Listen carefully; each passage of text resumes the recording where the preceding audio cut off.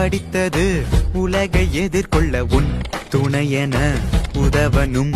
யார் வறுமையும் படிக்க தடையின்றி நம் கல்வி முறை அமையனும். குறை நிறை இருள் பகல் ஏனி தோணி கல்வி ஏறு